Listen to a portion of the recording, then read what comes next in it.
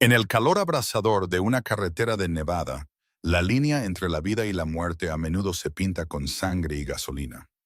Dicen que no se debe juzgar un libro por su portada, pero en esa tarde abrasadora, uno de los jefes de la mafia más poderosos de la costa este aprendió esa lección de la manera más brutal posible. Marin Holloway, una fugitiva de 17 años buscada por el Estado, hambrienta y aterrorizada, tomó una decisión ese día.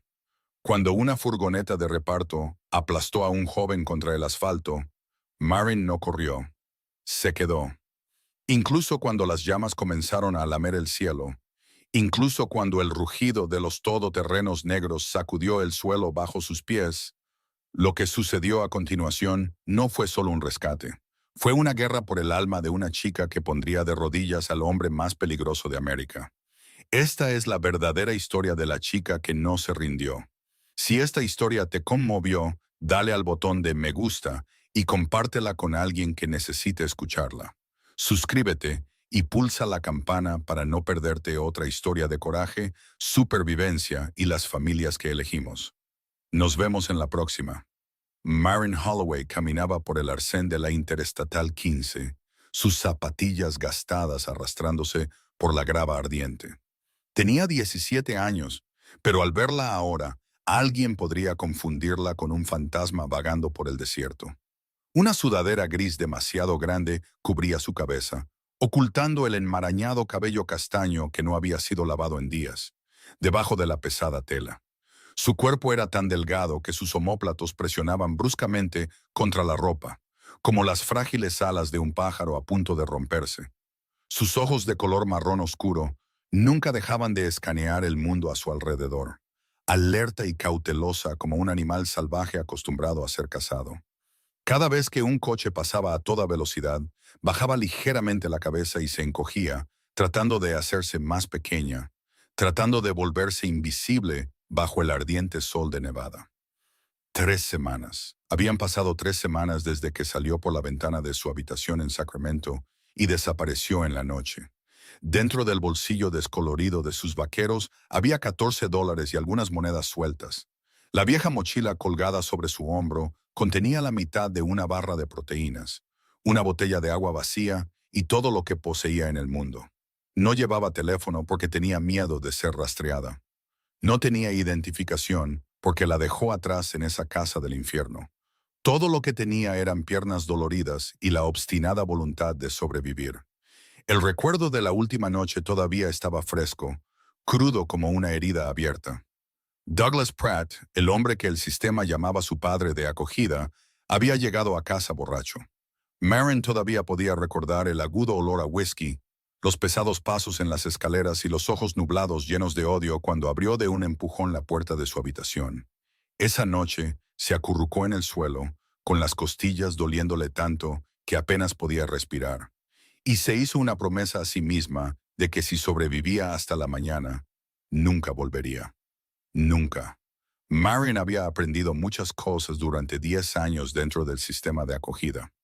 Aprendió a reconocer el peligro solo con mirar a los ojos de un adulto. Aprendió a encontrar la salida más cercana en cualquier habitación antes de siquiera considerar sentarse. Aprendió a desaparecer, a convertirse en una sombra, a no ser nadie en absoluto, porque ser nadie significaba que nadie podía hacerte daño. Su objetivo era dolorosamente simple: sobrevivir hasta cumplir los 18 años. Quedaba menos de un año. Solo un año más y sería libre del sistema. Libre de hombres como Pratt. Libre de las mentiras que la gente contaba sobre la familia y la seguridad. Una gasolinera apareció más adelante como un oasis en el desierto de Mojave. Era vieja y desgastada, con un letrero descolorido, surtidores oxidados y una pequeña tienda de conveniencia que descansaba tranquilamente bajo el sol abrasador. Marin empujó la puerta y entró. La pequeña campana sonó sobre su cabeza. El aire frío del aire acondicionado se precipitó contra su rostro como un abrazo. Se quedó allí por un momento, cerrando los ojos, dejando que el frescor la invadiera antes de caminar hacia los estantes. Una botella de agua. Eso era todo lo que necesitaba. Marin se paró en el mostrador y vertió las monedas en su palma, contándolas una por una.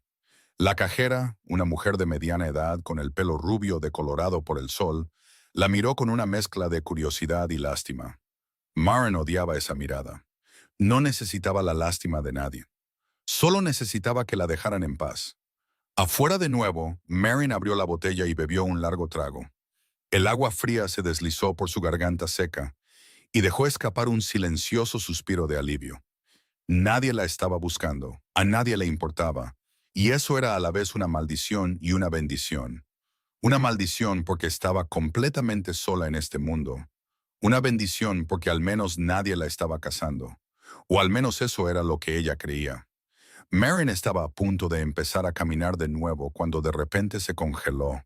Un convoy de vehículos negros apareció desde la autopista, entrando en la gasolinera como una manada de lobos moviéndose en perfecta formación. 4 escalades negros y brillantes. 2 Mercedes Maybach con ventanas oscuras y tintadas que reflejaban el sol cegador. Todo en ese convoy irradiaba un mensaje claro. Peligro. Y Maren Holloway, la chica que había sobrevivido solo por instinto, supo que necesitaba desaparecer de inmediato. Maren retrocedió un paso. El instinto de supervivencia, afilado por 10 años de dificultades, se activó al instante.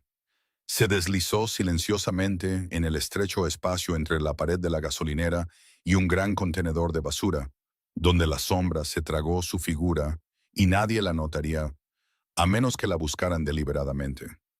Desde una delgada rendija, observó cómo el convoy se detenía. Las puertas se abrieron al mismo tiempo, moviéndose con la precisión de una rutina practicada cientos de veces. Los hombres salieron uno por uno. Cada uno de ellos vestía trajes negros perfectamente entallados, camisas blancas impecables y corbatas rectas e inmaculadas. No se parecían a los hombres de negocios que Maren había visto en la televisión o en las calles de Sacramento. Los hombres de negocios ordinarios parecían suaves, inofensivos, casi seguros. Estos hombres eran algo completamente diferente. Sus movimientos eran rápidos y exactos, como soldados entrenados. Sus ojos barrían el área de la misma manera que los lobos estudian los bordes de un bosque, midiendo cada sombra, cada rincón, cada posible amenaza. Los músculos bajo sus chaquetas estaban tensos, y Maren podría jurar que vio el contorno de pistolas ocultas bajo los abrigos de al menos 3 de ellos. Este era un nivel diferente de peligro. Este era el tipo de mundo donde incluso Douglas Pratt habría bajado la cabeza. El corazón de Maren comenzó a latir más rápido cuando el último hombre salió del Maybach principal. Era más alto que los demás, quizás 1,88 m, con una complexión delgada que transmitía la fuerza silenciosa de una pantera en reposo. Su cabello negro estaba peinado hacia atrás, con vetas plateadas en las sienes, la marca de un hombre que ya no era joven pero estaba lejos de ser viejo. Su traje de 3 piezas de color carbón le quedaba como si hubiera sido moldeado puntada por puntada solo para su cuerpo. Pero lo que hizo que Maren contuviera la respiración no fue la costosa elegancia de su apariencia. Fueron sus ojos, de un gris acero, fríos como el metal en invierno, afilados como una cuchilla. Se movían por la gasolinera con la calma indiferencia de un hombre acostumbrado a poseer todo lo que miraba. En el momento en que apareció, la gente a su alrededor guardó silencio sin que se dijera una palabra. Nadie dio una orden, nadie exigió silencio. Sin embargo, incluso el aire mismo pareció espesarse en presencia de este hombre. Uno de sus subordinados se acercó y se inclinó para decir algo en voz baja. Maren aguzó el oído y captó fragmentos llevados por el viento caliente. Asegúrate de que vuelva a la escuela sano y salvo, sin errores. La voz del hombre de cabello plateado era baja y firme, como pequeñas piedras rodando bajo un arroyo poco profundo. No era fuerte, no era apresurada. Sin embargo, transmitía una autoridad tan absoluta que nadie que escuchara consideraría siquiera desafiarla. El subordinado asintió de inmediato y se alejó como si acabara de recibir instrucciones de un rey sin corona. Maren miró hacia la parte trasera del convoy y notó un Range Rover blanco estacionado al final. El vehículo parecía extrañamente fuera de lugar entre la oscura procesión, como un pájaro pálido volando a través de un cielo nocturno. Apoyado en él había un joven, quizás de 20 o 21 años, con cabello castaño claro y un rostro que parecía sorprendentemente gentil entre hombres rodeados de violencia silenciosa. Descansaba contra la puerta con un teléfono en la oreja, riendo mientras hablaba con alguien al otro lado. Su sonrisa era brillante y despreocupada, como si no se diera cuenta de que estaba en medio de una reunión de hombres de sangre fría. Marin frunció ligeramente el ceño. ¿Quién era él? ¿Un hijo, un hermano menor o simplemente un alma inocente arrastrada accidentalmente a este mundo? No lo sabía y no quería saberlo. La gente como ella nunca debería enredarse con gente como ellos. Nunca. El convoy permaneció no más de 5 minutos mientras los conductores llenaban sus tanques y algunos hombres entraban en la tienda. Luego, los motores volvieron a rugir. Los neumáticos aplastaron la grava. El polvo se levantó en el aire como una pequeña tormenta del desierto. El Range Rover blanco lo siguió, y pronto todo el convoy se redujo a distantes puntos oscuros en el horizonte. Marin dejó escapar un silencioso suspiro de alivio y se apoyó en la pared calentada por el sol. Esperó 10 minutos, luego 20, asegurándose de que realmente se habían ido antes de salir de su escondite. No quería volver a verlos, no quería que esos fríos ojos grises la barrieran, ni siquiera por un segundo. Mientras caminaba, Marin se dijo a sí misma que había tenido suerte. Ese convoy, esos hombres, ese mundo no tenían nada que ver con ella. Solo era un fantasma invisible en la autopista y permanecería invisible hasta que llegara a Las Vegas, encontrara trabajo y desapareciera por completo del sistema. Había escapado, o al menos eso creía. Marin no sabía que solo 2 millas más adelante, en la misma carretera, el infierno la estaba esperando, y que su destino pronto se uniría para siempre al del hombre de los fríos ojos de acero que tanto había intentado evitar. 2 millas más adelante, en la Interestatal 15, Marin sintió que algo andaba mal incluso antes de que sus ojos lo confirmaran. El tráfico más adelante se había detenido de repente. Los coches estaban alineados a lo largo de la autopista como una manada de animales asustados congelados en su lugar. Las bocinas sonaban desde todas las direcciones, mezclándose con gritos distantes llevados por el aire caliente. Marin caminó por el arcén de la carretera, y desde ese ángulo podía ver directamente hacia adelante sin que la línea de vehículos bloqueara su vista. Entonces lo escuchó. El primer sonido fue el grito del metal, un chillido desgarrador que rasgó el aire con tanta violencia que permanecería en su memoria por el resto de su vida. Después de eso vino la explosión de cristales rotos como miles de cristales estrellándose contra el hormigón. Luego el aullido desesperado de los frenos, agudo y frenético y completamente inútil. Marin comenzó a avanzar, sin estar del todo segura de por qué sus piernas habían empezado a correr. A medida que se acercaba, el mundo pareció deslizarse en cámara lenta.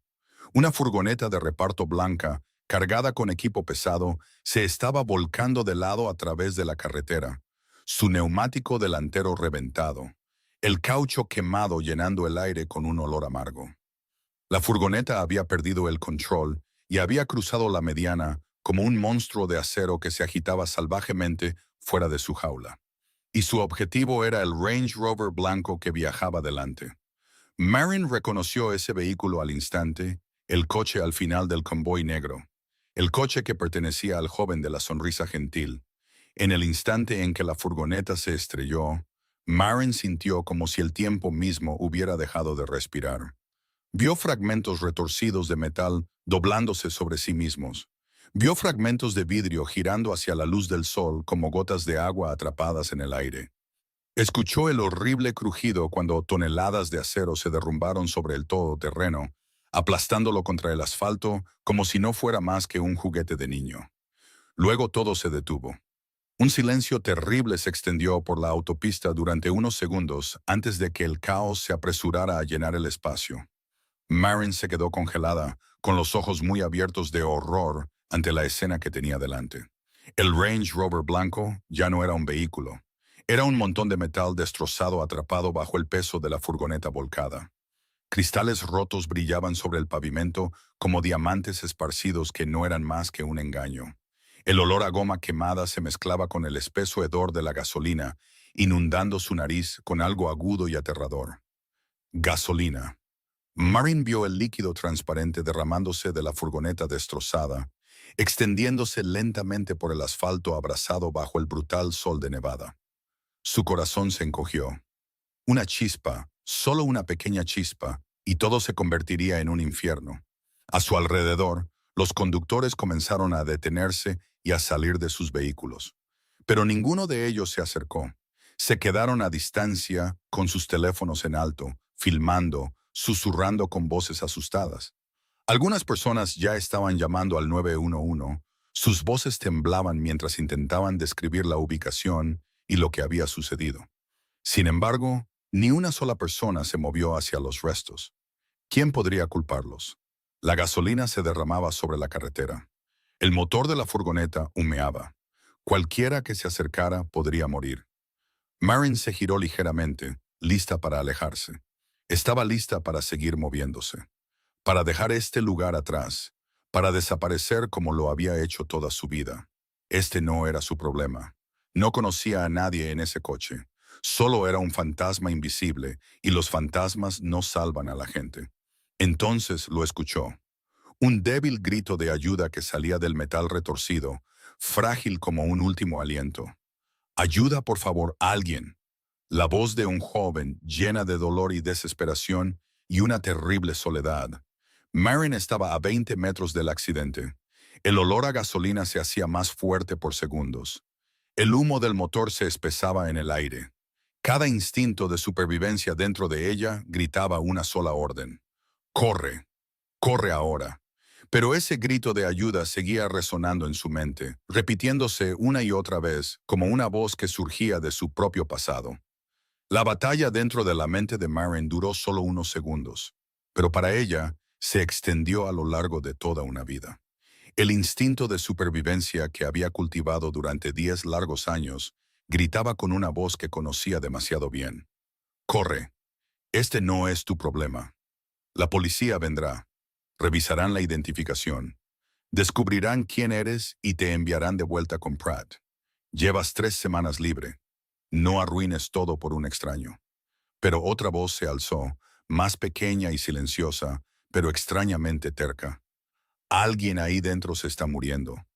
Alguien está pidiendo ayuda. Y nadie viene». Entonces el miedo se deslizó, frío y agudo como agua helada. «Morirás con él. La gasolina se está derramando por todas partes. El motor está humeando. Una chispa y arderás vivo con ese coche. Tienes 17 años. Todavía tienes toda tu vida por delante. No hagas una estupidez». Marin miró a su alrededor, buscando a alguien, a cualquiera que se moviera hacia el vehículo destrozado. Pero todo lo que vio fueron docenas de adultos parados, hombres fuertes con trajes de negocios, mujeres con bolsos caros, camioneros con brazos 3 veces más grandes que los suyos. Todos ellos se mantenían a una distancia segura de los restos, con los teléfonos en alto para filmar o pegados a sus oídos llamando a los servicios de emergencia. Ni una sola persona avanzó. Ni una sola persona se acercó al grito de ayuda que se desvanecía. El recuerdo llegó sin previo aviso, afilado como una cuchilla. Marin se vio de nuevo a los 9 años, acurrucada en la esquina de un armario oscuro, con los ojos hinchados de llorar, el cuerpo dolorido por los moretones recientes. Recordó susurrar en la oscuridad, rogando que alguien viniera a salvarla, rogando a cualquier adulto que escuchara su voz y la sacara de ese infierno. Pero nadie vino. Nadie vino nunca. Había esperado durante 10 años, y la respuesta siempre había sido el silencio. «Ayuda, por favor». La voz del coche destrozado volvió a sonar, más débil ahora, más desesperada que antes, y Marin se dio cuenta de que no podía hacer lo que todos los demás le habían hecho a ella. No podía quedarse allí y dar la espalda mientras alguien moría lentamente a solo unos metros de donde estaba. La decisión llegó en 3 segundos. Marin arrojó su mochila al suelo sin importarle quién podría tomarla o qué podría pasarle. $14 en su bolsillo, la mitad de una barra de proteínas, una botella de agua vacía, todo lo que poseía en el mundo. No le importaba. Corrió. Sus zapatillas rotas golpearon el pavimento ardiente. Cada paso la acercaba más a los restos humeantes de metal retorcido. Un hombre entre la multitud gritó detrás de ella: «Niña, no lo hagas. Va a explotar». Marin no se detuvo. No miró hacia atrás. Corrió más rápido, sus pulmones ardiendo por el aire caliente y el espeso olor a gasolina. Dentro de su mente, un pensamiento resonó tan claro como una campana. Si muero hoy, al menos muero haciendo algo correcto. No muriendo en la casa de Pratt como un perro abandonado. No muriendo de desesperación y soledad, sino muriendo porque elegí ser la persona que nadie había sido nunca para mí. Llegó a los restos y se arrodilló junto a la masa retorcida que una vez fue el Range Rover blanco. El olor a gasolina aquí era aún más fuerte, quemándole los ojos y haciéndole girar la cabeza. El humo del motor de la furgoneta flotaba a su alrededor como una niebla venenosa.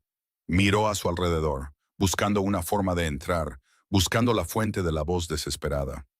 La única abertura era un espacio estrecho entre la furgoneta que presionaba hacia abajo y la carrocería aplastada del Range Rover.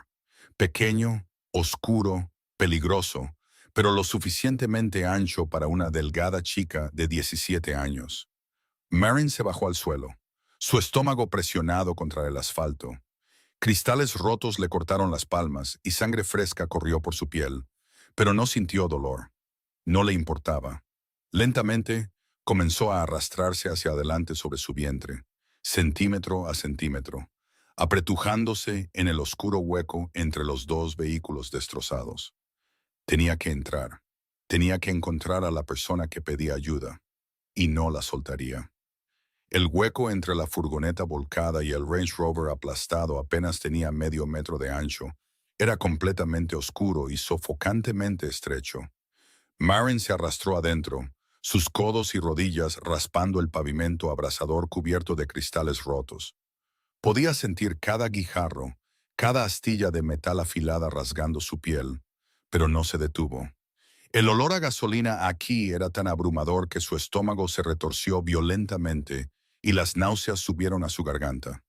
Intentó contener la respiración, pero el aire a su alrededor era tan espeso con combustible que cada inhalación se sentía como tragar veneno. Una luz tenue se colaba a través de estrechas fracturas en el metal retorcido, proyectando finas y pálidas rayas a través de la oscuridad.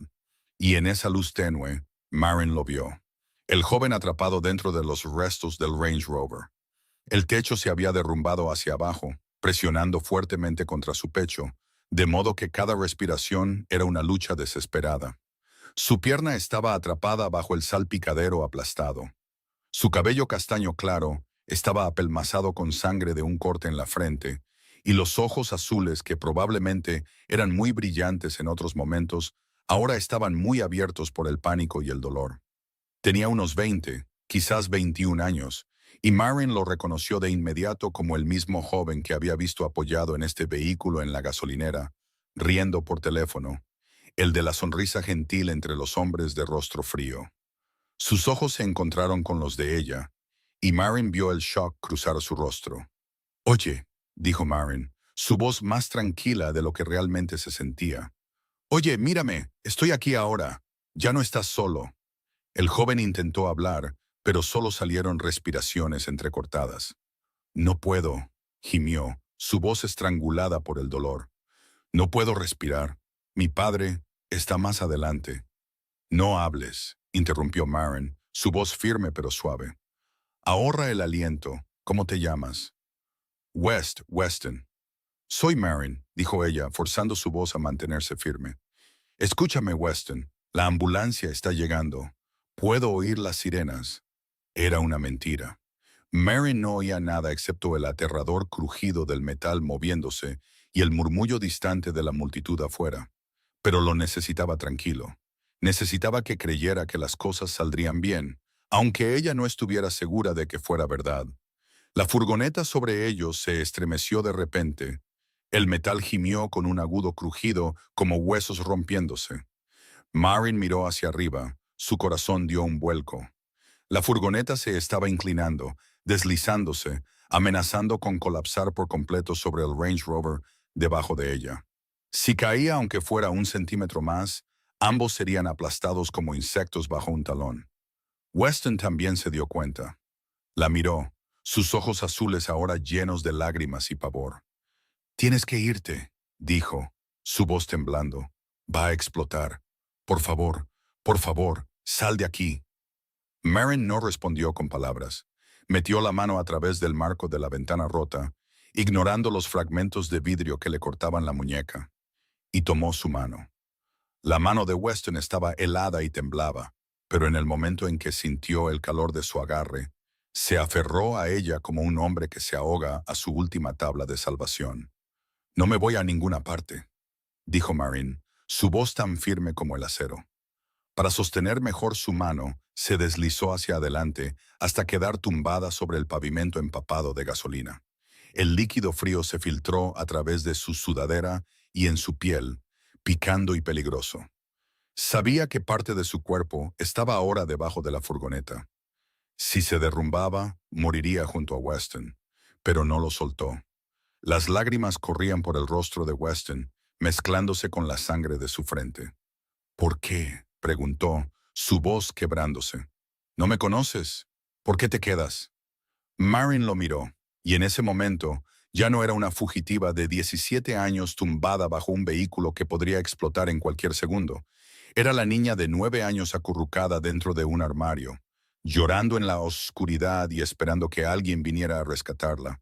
Alguien que nunca llegó. Era la niña de 12 años pasada de un hogar de acogida a otro, aprendiendo a no tener esperanza porque la esperanza solo llevaba a la decepción. Era cada niño olvidado, cada niño abandonado, cada niño tratado como si no existiera. Le dedicó una pequeña sonrisa, una sonrisa tan triste que casi dolía verla, porque sé lo que se siente al pedir ayuda y que nadie venga. Weston la miró fijamente, sus ojos azules muy abiertos con silenciosa comprensión. Luego apretó su agarre en la mano de ella como si fuera lo único que lo mantenía alejado de la oscuridad. Yacieron allí juntos en la sombra sofocante entre los dos vehículos destrozados, sus manos entrelazadas, esperando que la muerte viniera por ellos, o esperando un milagro. El chirrido de una frenada repentina rasgó el aire, seguido por el violento portazo de coches que sonaron como disparos. El convoy de escalares negros se había dado la vuelta, corriendo de vuelta contra el tráfico en la autopista con una velocidad temeraria. Solo minutos antes se habían dado cuenta de que el Range Rover blanco se había quedado en silencio. La señal del GPS mostraba que se había detenido abruptamente en medio de la carretera, y cuando los primeros informes de un accidente comenzaron a difundirse por la radio, la sangre en las venas de Conrad Ashford pareció congelarse. Salió del coche antes de que el Maybach se hubiera detenido por completo, sus caros zapatos de cuero golpeando el pavimento abrasador. Sus ojos grises barrieron la escena caótica, la multitud de curiosos, la interminable fila de coches parados, buscando el vehículo de su hijo. Entonces lo vio. El Range Rover blanco que le había regalado a Weston por su 20º cumpleaños. El coche que su hijo había conducido con orgullo a todas partes. Ahora no era más que una masa retorcida de metal aplastada bajo el enorme peso de una furgoneta de reparto. Durante 20 años gobernando el Hampa, Conrad Ashford se había construido una armadura que nadie podía romper. La gente lo llamaba el lobo por su fría brutalidad, porque podía tomar decisiones mortales sin la menor vacilación. Había visto la muerte. Había causado la muerte. Había vivido junto a la muerte como si fuera una vieja compañera. Pero en este momento, toda esa armadura se desvaneció como la niebla matutina bajo el sol.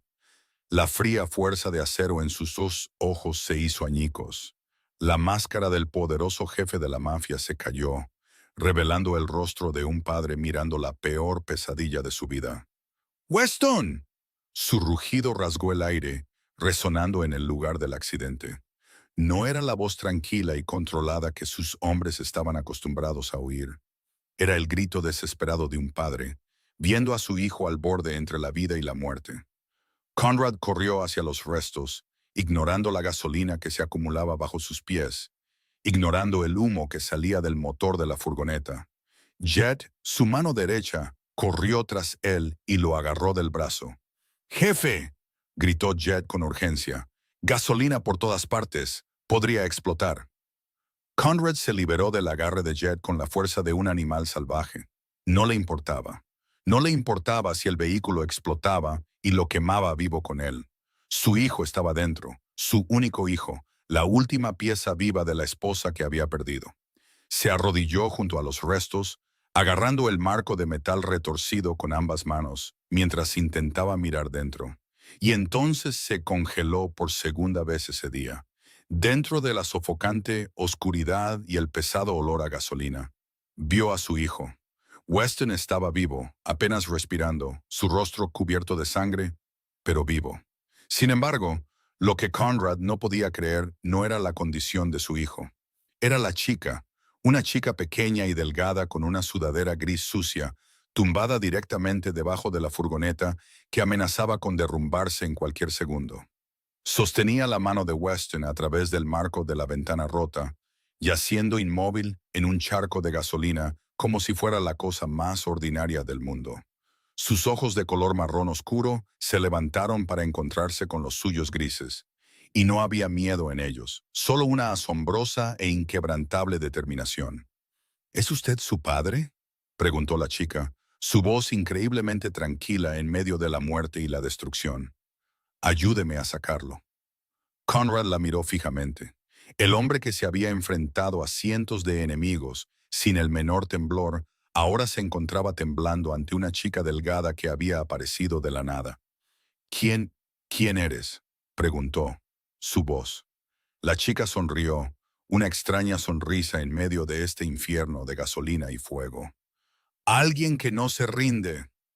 Conrad no dijo nada más. Se tumbó junto a la extraña, metiendo ambas manos en el vehículo aplastado para agarrar la mano de su hijo. Weston abrió los ojos, vio a su padre y las lágrimas rodaron por sus mejillas. «Papá, hijo», susurró Conrad, su voz quebrándose. «Estoy aquí. Voy a sacarte».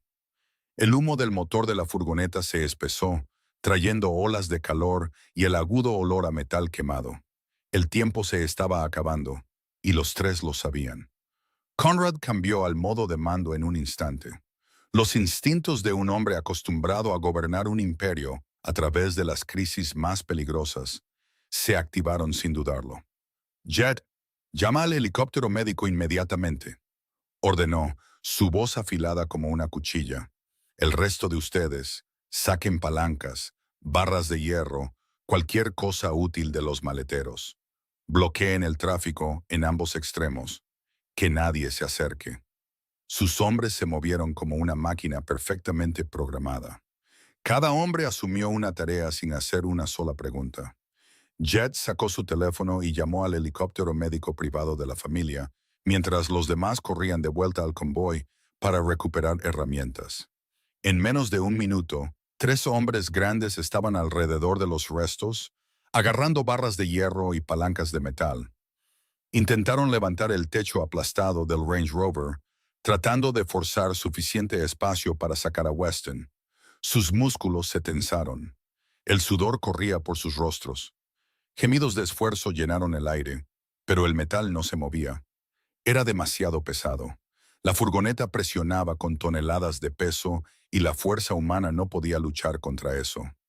«Jefe», jadeó uno de los hombres, «no se mueve. Necesitamos una grúa o equipo especializado».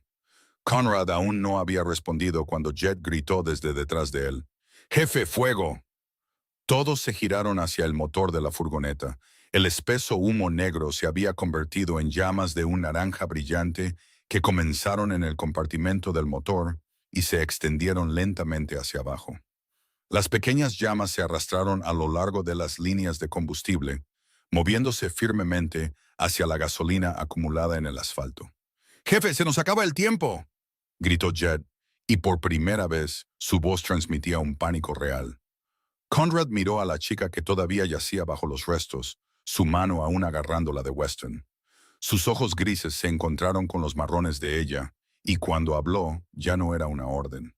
Era casi una súplica. «Sal de ahí ahora. Es una orden».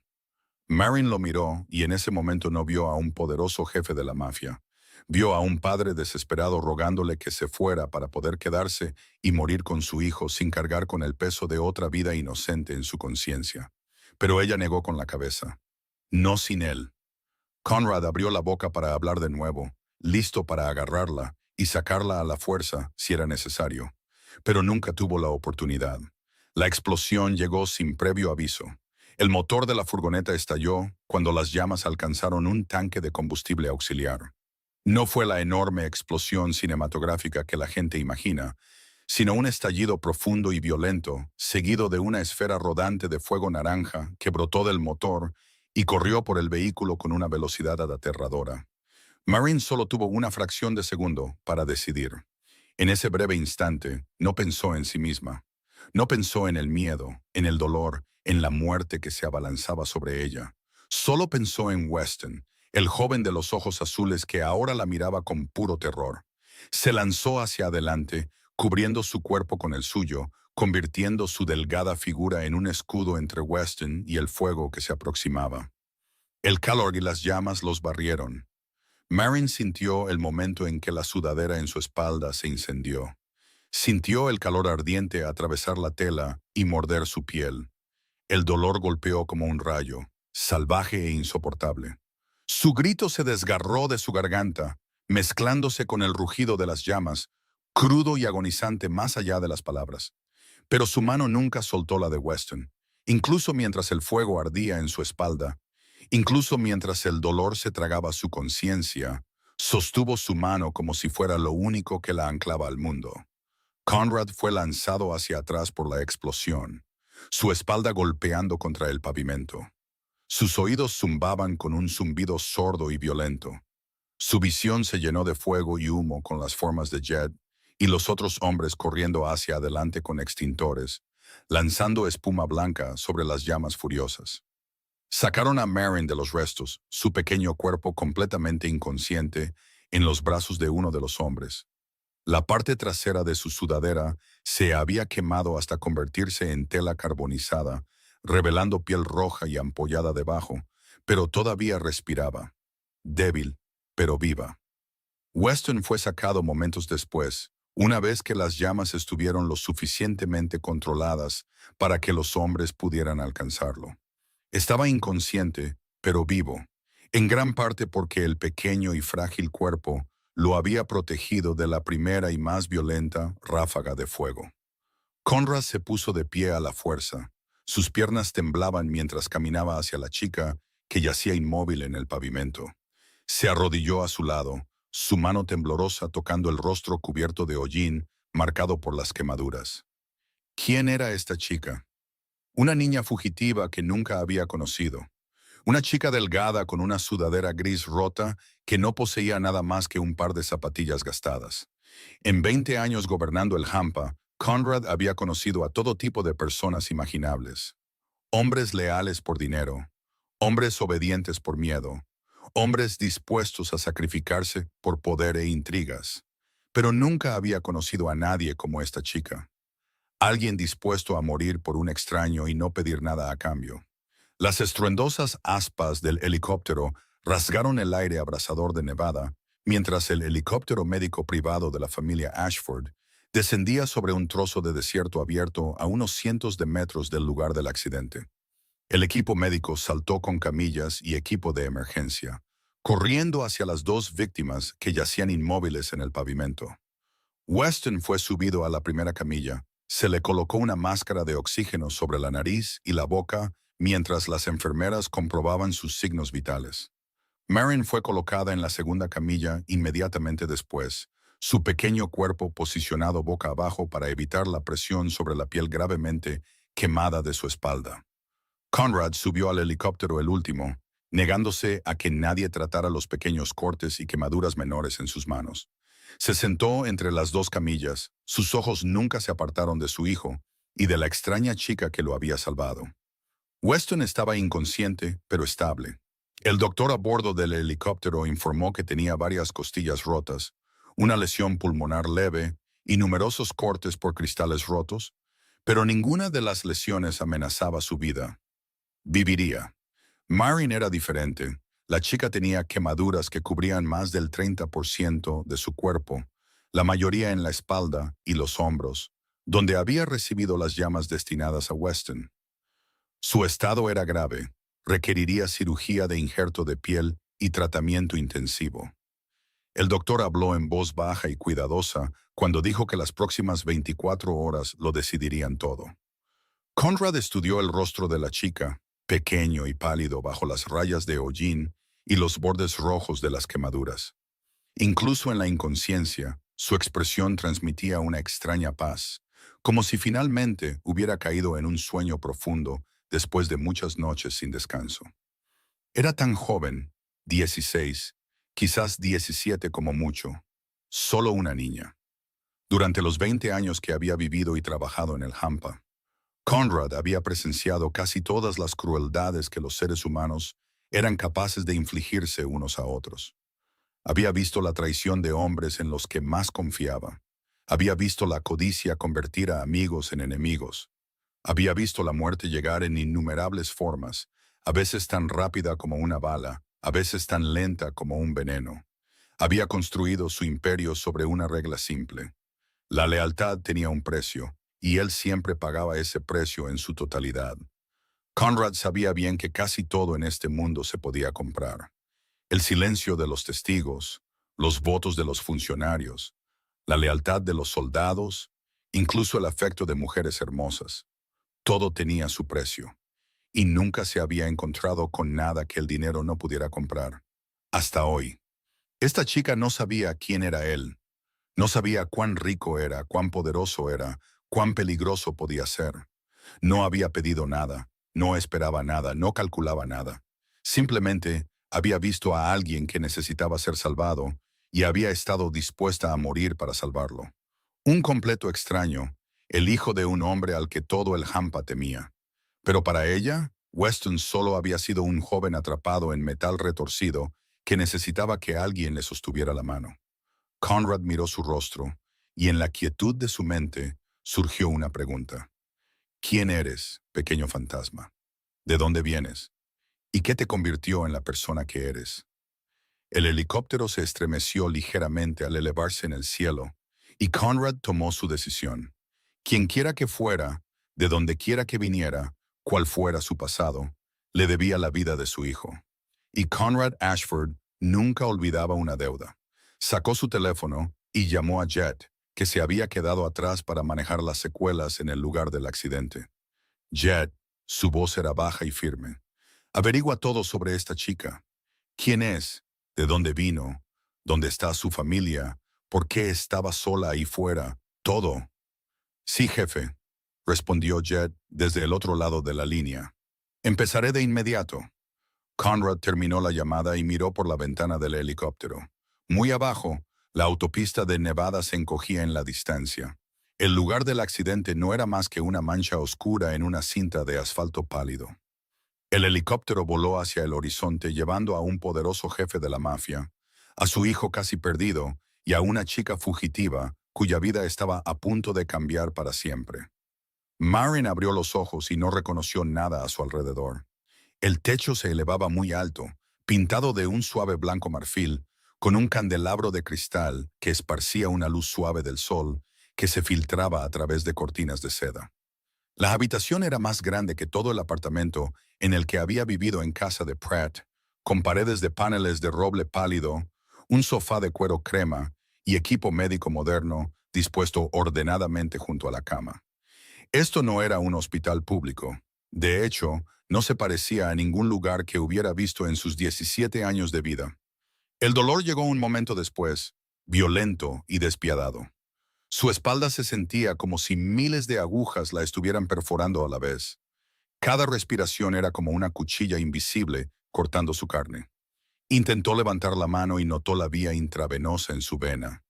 Un líquido transparente goteaba constantemente. Gruesos vendajes envolvían su cuerpo desde los hombros hasta la cintura, lo suficientemente apretados como para dificultar la respiración. El instinto de supervivencia, que había afilado durante 10 largos años, se despertó de inmediato. ¿Dónde estoy? ¿Quién me trajo aquí? ¿Dónde está la salida? Sus ojos escanearon la habitación, buscando la puerta, la ventana, cualquier cosa que pudiera ayudarla a escapar si era necesario. Intentó sentarse, ignorando la agonía que le desgarraba el cuerpo. Las lágrimas rodaron por sus mejillas cuando la piel quemada de su espalda se estiró, pero apretó los dientes y se tragó el grito que amenazaba con escapar. Había soportado dolores peores que este. No dejaría que nadie viera su debilidad.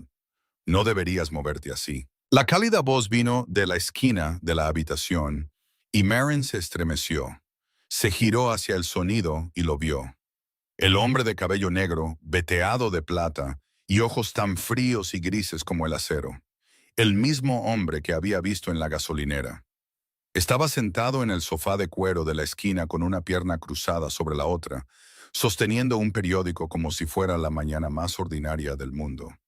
Su traje de 3 piezas estaba perfectamente planchado sin una sola arruga, como si no hubiera estado cerca de una explosión solo unos días antes. El corazón de Marin latió más rápido al darse cuenta de que probablemente había estado sentado allí durante horas, observándola dormir, esperando a que despertara. ¿Quién eres?, preguntó, su voz por el desuso. ¿Dónde estoy? El hombre dobló el periódico y lo colocó en la mesa de café a su lado antes de levantarse y caminar hacia su cama. Cada paso transmitía una autoridad silenciosa y un control absoluto, como un lobo acercándose a su presa sin prisa, porque sabe que la presa no puede escapar. Soy el padre del hombre que salvaste, dijo en un tono tranquilo y sin emociones, y estás en mi centro médico privado. Marin lo estudió. Estudió la lujosa habitación, estudió el costoso equipo médico, y las piezas en su mente lentamente comenzaron a encajar. El convoy de vehículos negros, los hombres de traje con ojos de depredadores, el miedo silencioso que otros parecían tenerle. Lo miró directamente a los ojos, su mirada marrón firme, aunque su corazón latía como un tambor.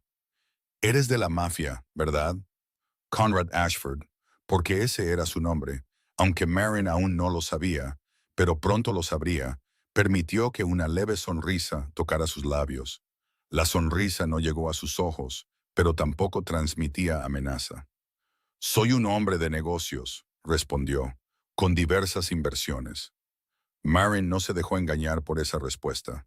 Había vivido lo suficiente en la oscuridad como para reconocerla cuando la veía. ¿Soy una prisionera?, preguntó directamente. Conrad inclinó la cabeza ligeramente mientras la estudiaba, y algo en su expresión se parecía a la curiosidad, quizás incluso al respeto. Eres una invitada, dijo lentamente. Una invitada que salvó la vida de mi hijo. Antes de que Marin pudiera hacer otra pregunta, un suave golpe sonó en la puerta y se abrió. La persona que entró fue el joven de cabello castaño claro y ojos azules, cuya mano había sostenido en los restos. Weston parecía débil, con un brazo en cabestrillo y puntos de sutura visibles en la frente, pero estaba de pie y la miraba con una expresión que no sabía muy bien cómo nombrar. «Estás despierta», dijo Weston en voz baja, una leve sonrisa en su rostro. Tenía que verlo por mí mismo. La chica que se negó a soltar mi mano.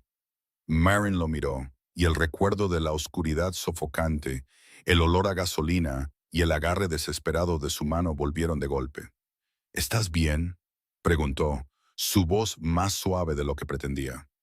Weston asintió y se acercó a la cama. «Gracias a ti», dijo, y su voz tembló ligeramente. «No sé cómo agradecértelo». «No tienes que agradecerme», interrumpió Marin, incómoda con la idea de que alguien le debiera gratitud. Weston la miró durante un largo momento antes de volverse hacia su padre. «Papá», dijo con firmeza, «lo que sea que necesite, a cualquier costo». Conrad asintió una vez, sus ojos grises aún fijos en Marin. «Lo sé». Marin miró a los dos hombres de pie en la lujosa habitación del hospital. Un poderoso jefe de la mafia y el hijo por el que casi había muerto para salvar. No sabía si debía confiar en ellos o temerles. No sabía si esto era una oportunidad o una trampa. Pero sabía una cosa con certeza. Por primera vez en sus 17 años de vida, alguien la miraba como si importara. Al día siguiente, Conrad regresó solo a la habitación de Maren. Esta vez, no trajo un periódico. En su lugar, llevaba un maletín de cuero marrón oscuro. Lo colocó en la mesa junto a su cama, lo abrió y sacó un delgado archivo.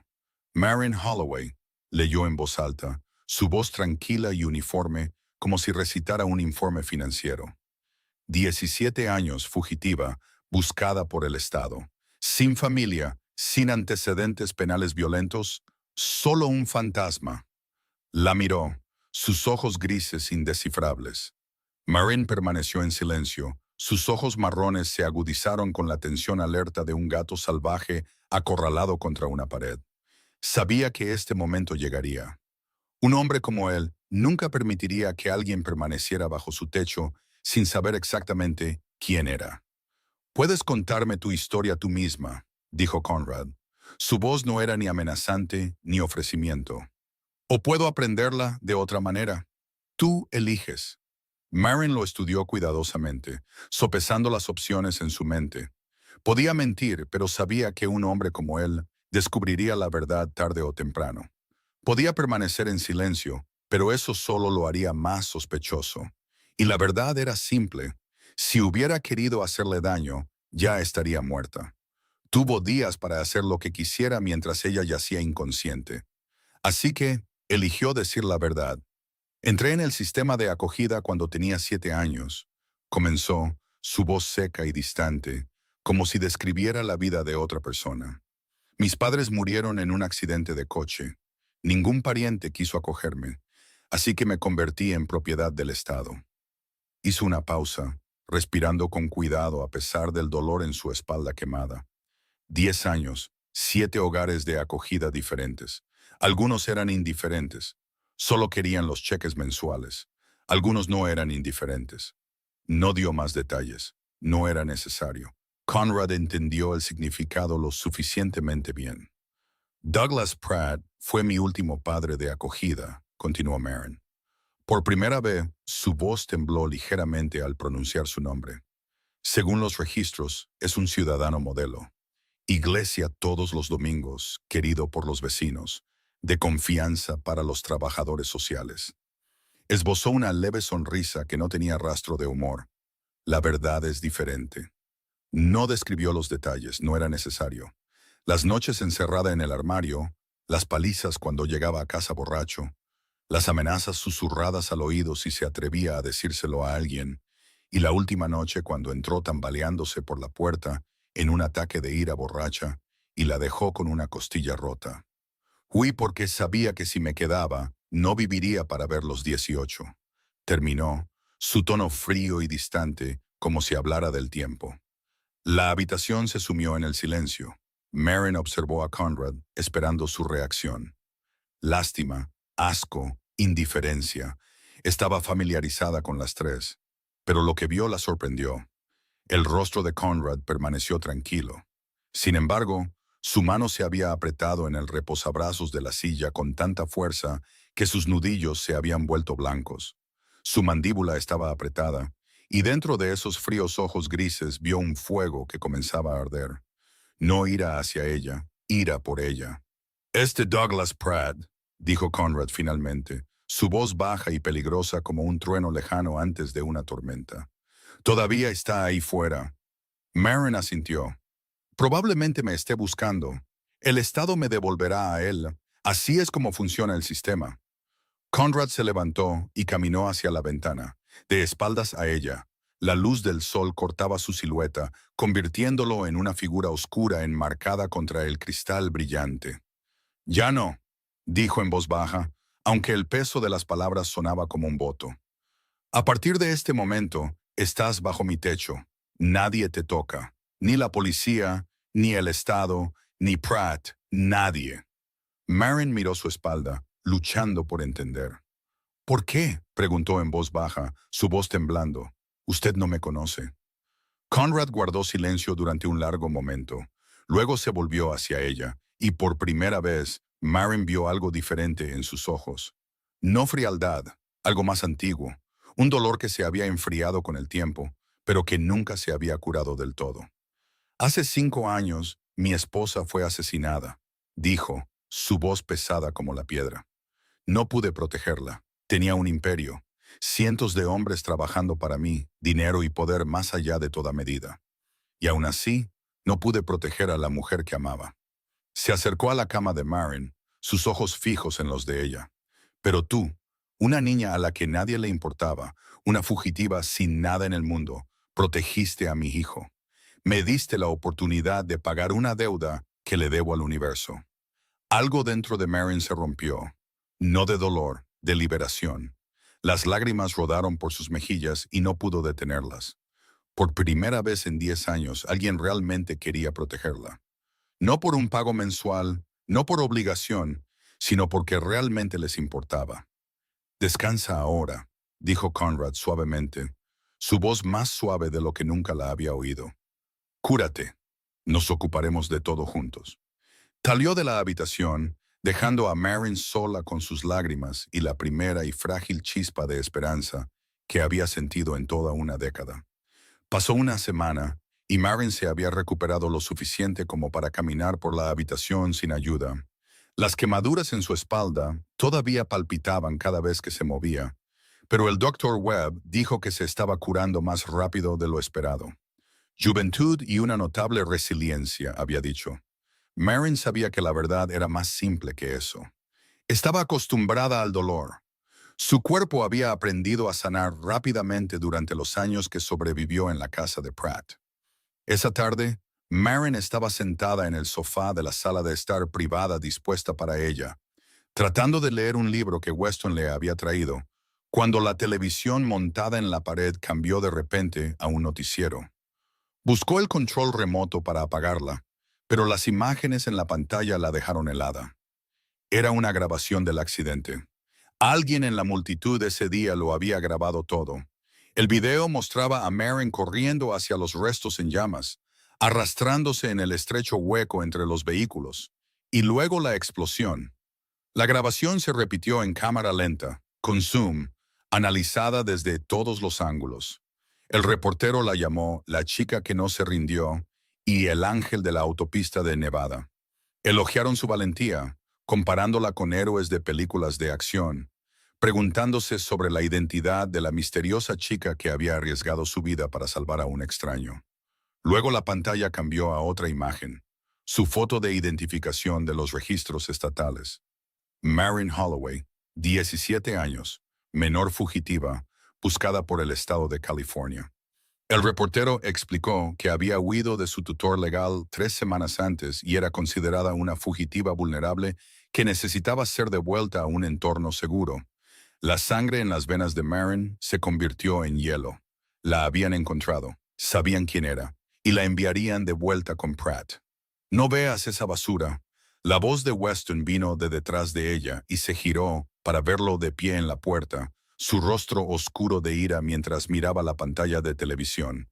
Se acercó y se sentó a su lado, cogiendo el mando y apagando la televisión. Pero Maren no podía ignorar lo que acababa de ver. «Me van a llevar de vuelta», dijo, su voz temblando. «Me enviarán de vuelta con él». Weston la miró y algo duro e inflexible apareció en sus ojos azules. «Sobre mi cadáver», dijo, su voz completamente seria.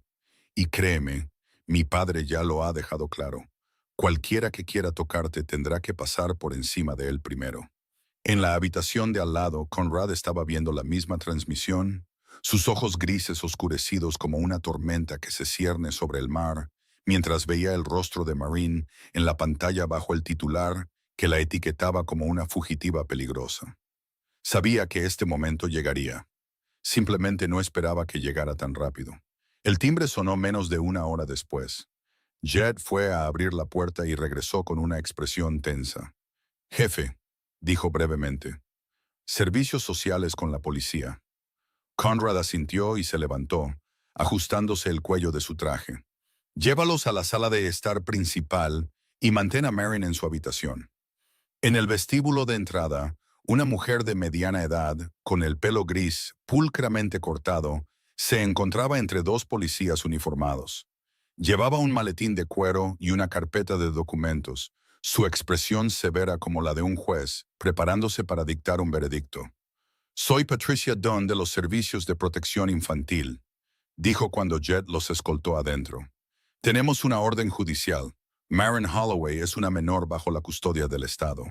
Jed se interpuso entre ellos y el pasillo interior de la casa, sus brazos cruzados sobre el pecho como un muro de piedra.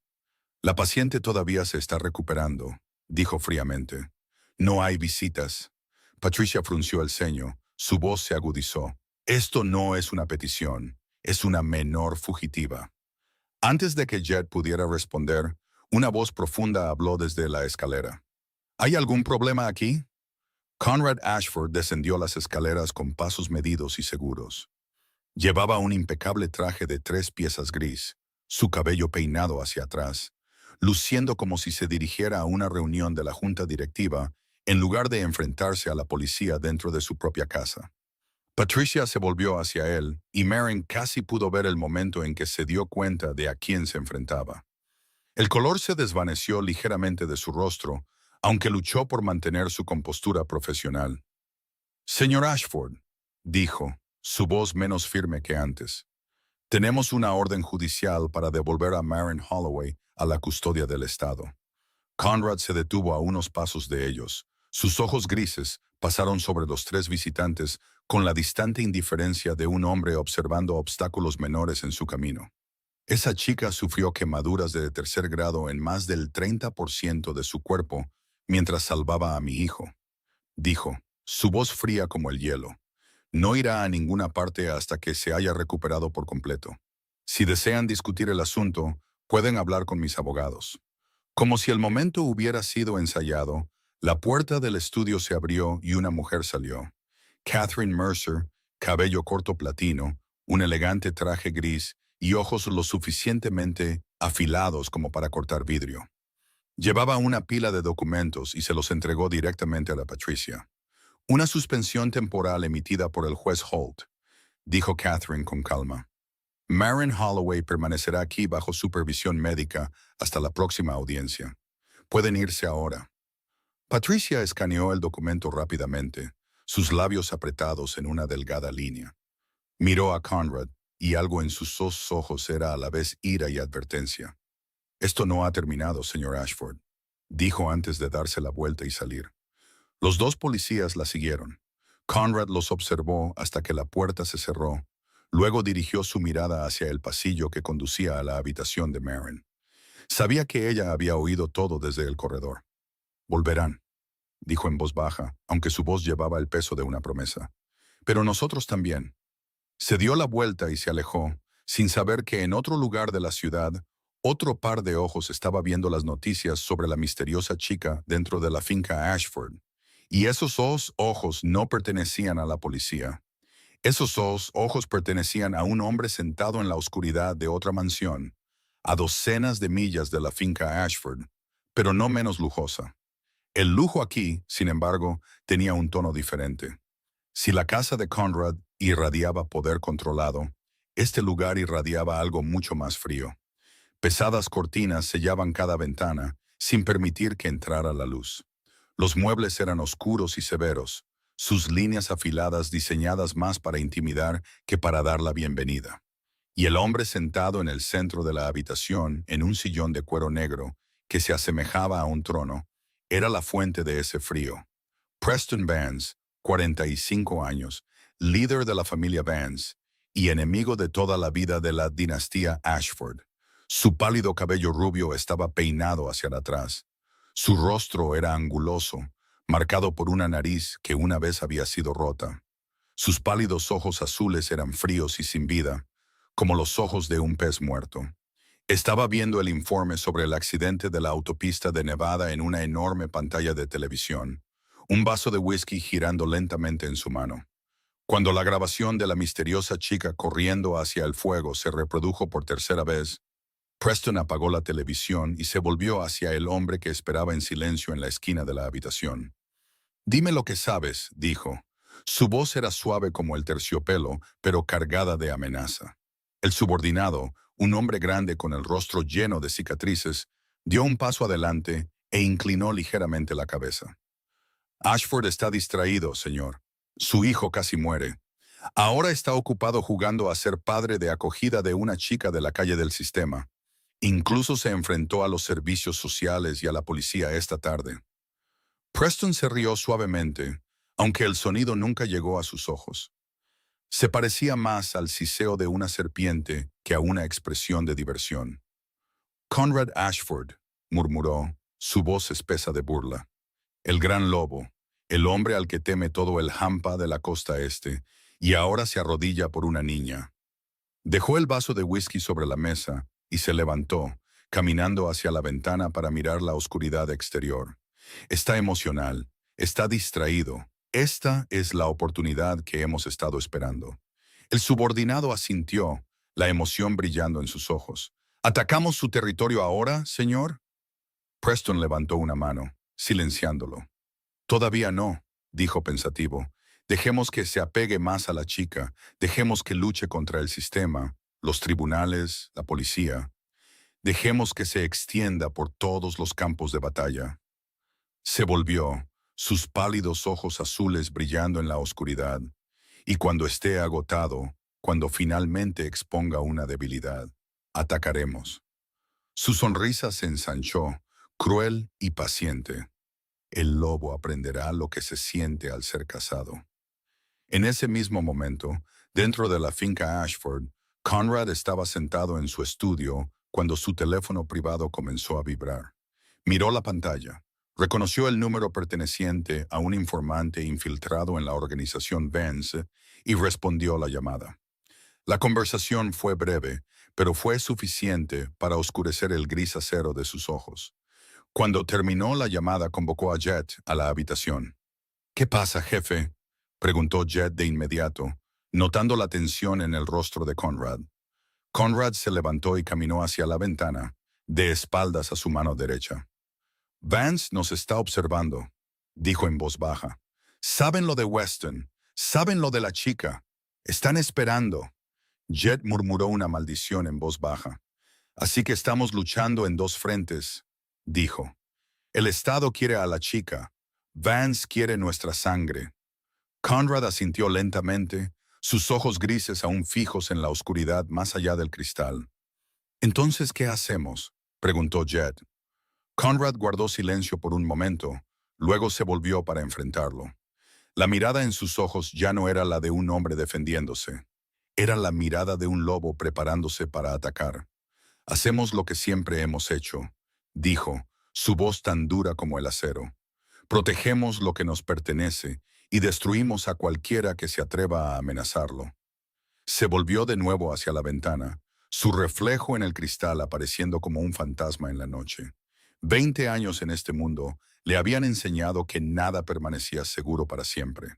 Su esposa había muerto porque permitió que su guardia bajara. No cometería ese error de nuevo. No con su hijo y no con la pequeña niña que había arriesgado su vida por su familia. Mientras Conrad se preparaba para la guerra que se avecinaba con la familia Vance, no olvidó el otro frente en esta batalla. Douglas Pratt, el hombre que había convertido la vida de Maren en un infierno, el hombre al que el sistema quería enviarla de vuelta. Conrad no tenía intención de permitir que eso sucediera. Al día siguiente llamó a Corbin Drake. Corbin era un legendario investigador privado, un ex agente del FBI con más de 20 años de experiencia, desenterrando secretos que la gente había enterrado lo más profundo posible. Era caro, difícil y absolutamente discreto. Exactamente lo que Conrad necesitaba. «Necesito que investigues a un hombre llamado Douglas Pratt en Sacramento», dijo Conrad por teléfono. «Todo, desde lo que come para el desayuno hasta los esqueletos que esconde en su armario». Corbin voló a Sacramento ese mismo día y comenzó su trabajo. La investigación no fue fácil. El vecindario donde vivía Pratt era un suburbio tranquilo lleno de casas de una sola planta y céspedes cuidadosamente recortados. Pratt era conocido como un ciudadano modelo, un hombre soltero de buen corazón que acogía a niños huérfanos. Los vecinos lo admiraban. La iglesia lo elogiaba. Los trabajadores sociales confiaban en él. Pero Corbin había estado en esta profesión el tiempo suficiente para saber que los monstruos más peligrosos A menudo llevaban los rostros más ordinarios.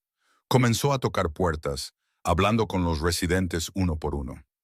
La mayoría se negó a hablar o no hizo más que elogiar a Pratt sin cesar. Sin embargo, Corbin notó algo en los ojos de algunos de ellos: duda, miedo, cuidadosamente oculto. Se centró en esas personas, persuadiéndolas, a veces recordándoles suavemente que su silencio podría permitir que más niños resultaran heridos. Finalmente, una anciana que vivía justo al lado de Pratt accedió a hablar. A veces oíamos gritos, dijo en voz baja, su voz temblorosa y sus ojos incapaces de encontrar los de Corbin. Por la noche, pero él siempre explicaba que los niños tenían pesadillas, que tenían problemas psicológicos por sus infancias difíciles. Parecía tan normal que nadie sospechó nada. El verdadero avance llegó cuando Corbin encontró a Jenny. Jenny Lawson, 24 años, una de las primeras niñas de acogida de Pratt, ahora viviendo en las calles de Sacramento en un asentamiento de tiendas de campaña para personas sin hogar. La joven tenía el cabello castaño quebradizo, la piel pálida y los ojos atormentados de alguien que había visto demasiada oscuridad. Al principio, Jenny se negó a hablar. «No quiero problemas», dijo, mirando nerviosamente a su alrededor, como si alguien pudiera estar observando. «Me encontrará». Corbin se arrodilló frente a ella, su voz más suave de lo que la mayoría de la gente esperaba de un ex agente del FBI. «Hay una chica de 17 años que acaba de escapar de él», dijo. «Si no lo detenemos, la enviarán de vuelta, y habrá más niños después de ella». Jenny guardó silencio durante mucho tiempo. Sus ojos se enrojecieron con lágrimas no derramadas, y Corbin pudo verla luchar consigo misma, luchando contra el miedo que la había seguido durante años. Luego comenzó a hablar. «Nunca nos golpeaba donde alguien pudiera ver», dijo Jenny, su voz temblorosa pero decidida. «Era muy inteligente, y cuando se lo decíamos a alguien, nadie nos creía. Solo éramos niños de acogida, los niños que nadie quería. Nuestras palabras no significaban nada». Corbin grabó el testimonio de Jenny, su mano apretando el bolígrafo con tanta fuerza que sus nudillos se pusieron blancos. En 20 años haciendo este trabajo, había visto muchas cosas terribles. Había investigado asesinatos, redes de trata de personas y crímenes demasiado horribles para que la gente común los imaginara. Pero algo sobre los niños abandonados por el sistema y luego abusados por la misma persona asignada para protegerlos le revolvía el estómago. Continuó su investigación y finalmente encontró a otros 2 ex niños de acogida de Pratt dispuestos a testificar. Obtuvo grabaciones de cámaras de seguridad de la casa de un vecino, capturando los débiles ecos de gritos durante la noche. Indagó en los registros hospitalarios y descubrió un patrón escalofriante. De los 12 niños que Pratt había acogido durante los últimos 15 años, 9 habían sido ingresados en hospitales por lesiones descritas como accidentes. Huesos rotos, moretones, quemaduras, cada uno registrado como un accidente. Una semana después de llegar a Sacramento, Corbin llamó a Conrad.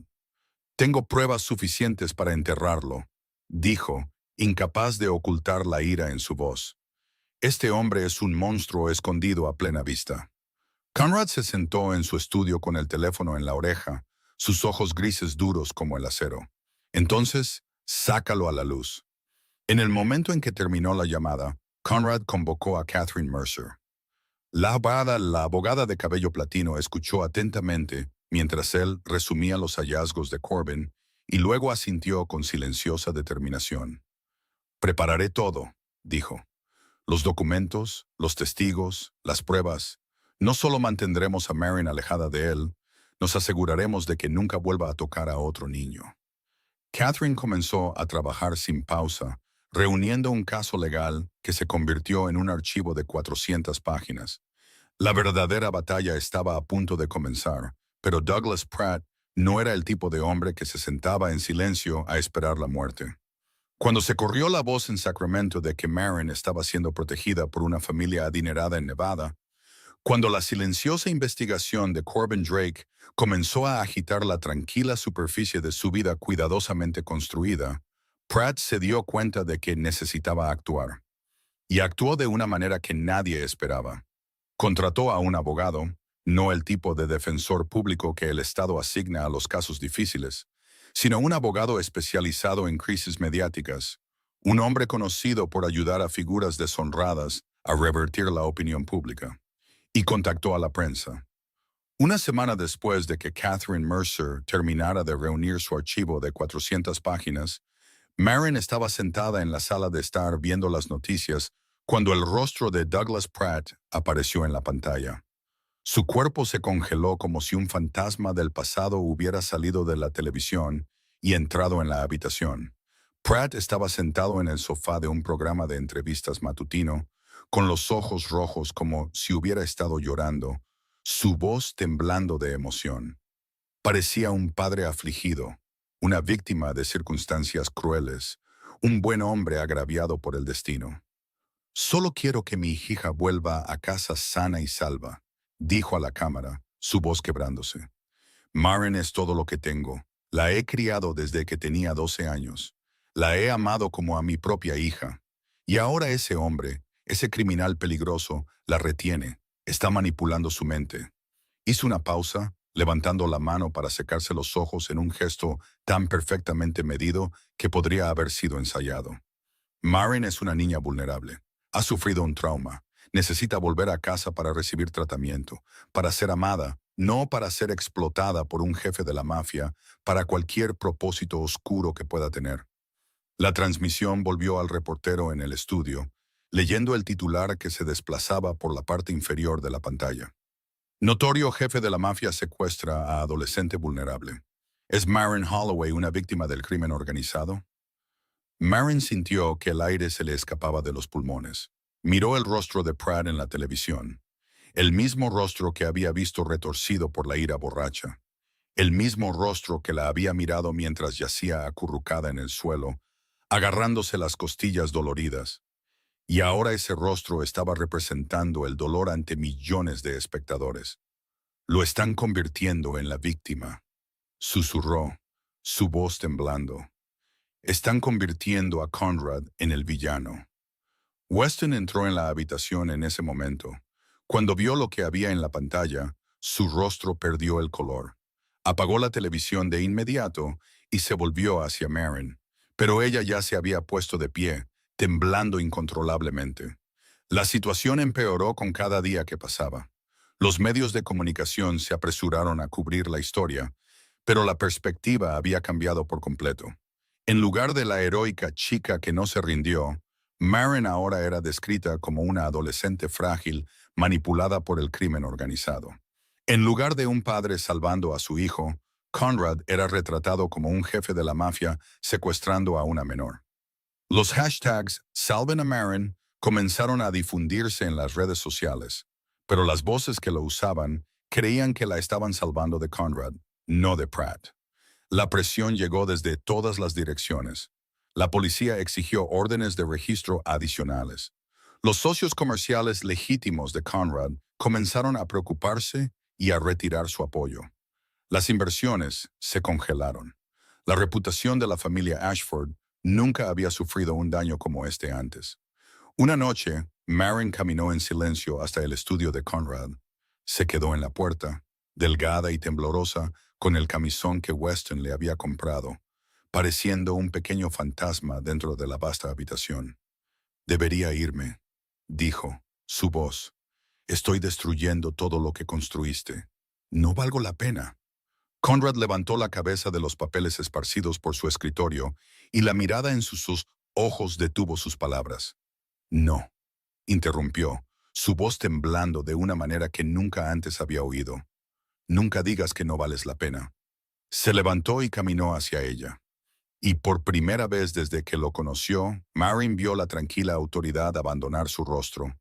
Sus ojos grises ya no parecían de acero frío, ardían con algo feroz y vivo.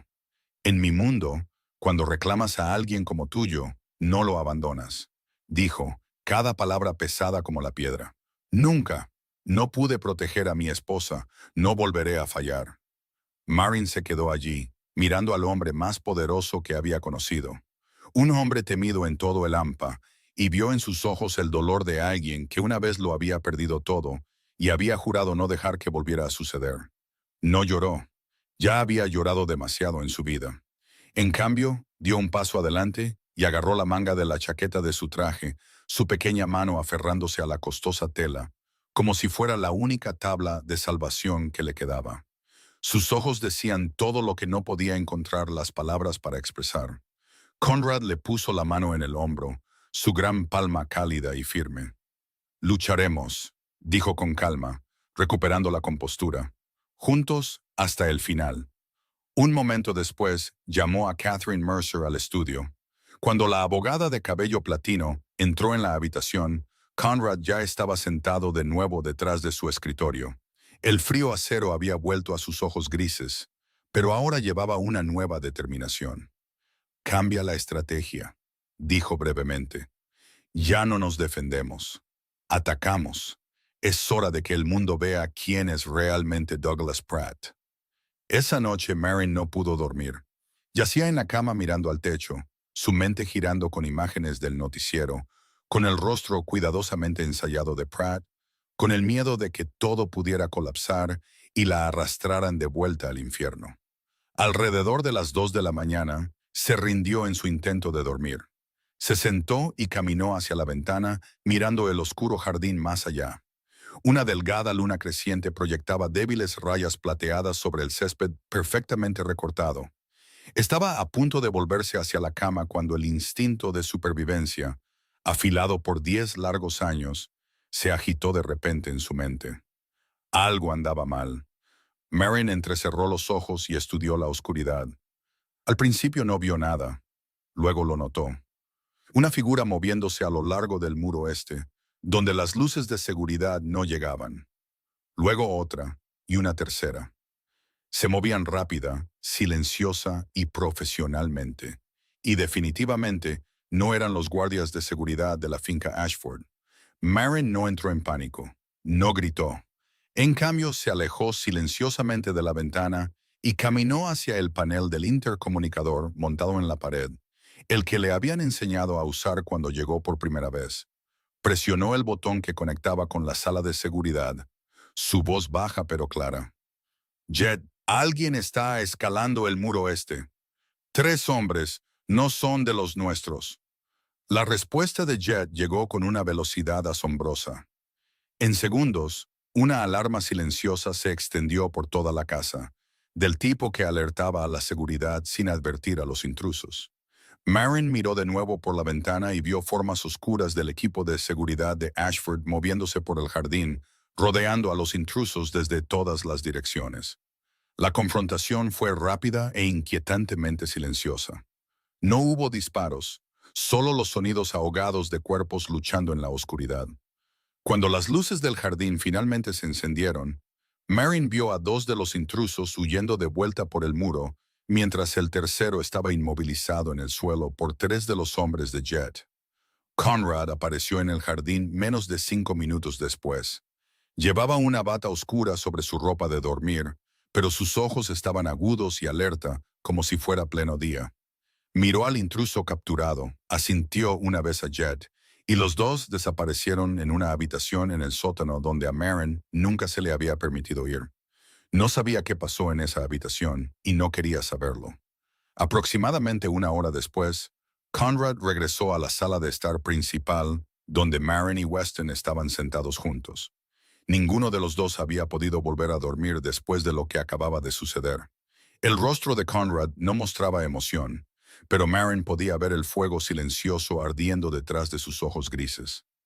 La familia Vance, dijo simplemente, mientras Jed entraba en la habitación detrás de él. Planeaban secuestrar a la chica y usarla como rehén para obligarme a rendirme.